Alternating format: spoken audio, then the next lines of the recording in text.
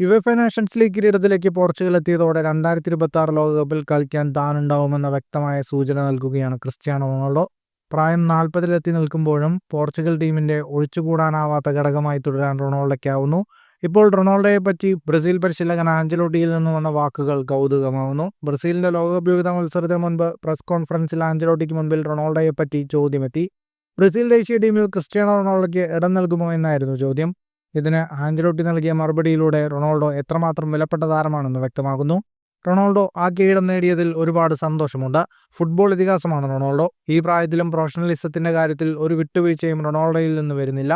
അതുകൊണ്ട് തന്നെ ഈ ലോകത്തിലെ ഏത് ടീമിനു വേണ്ടിയും റൊണാൾഡോയ്ക്ക് കളിക്കാനാവുമെന്നും ആഞ്ചലോട്ടി പറഞ്ഞു. ഇനി സെപ്റ്റംബറിലാണ് പോർച്ചുഗലിന്റെ ലോകകപ്പ് യോഗ്യതാ മത്സരമുള്ളത്. അർമേനിയക്കെതിരെയാണ് പോർച്ചുഗലിന്റെ അടുത്ത ലോകകപ്പ് യോഗ്യതാ മത്സരം. ഫുട്ബോൾ ലോകത്തെ കൂടുതൽ വാർത്തകൾക്കും വിശേഷങ്ങൾക്കുമായി സ്പോർട്സ് കഫേ സബ്സ്ക്രൈബ് ചെയ്യുക.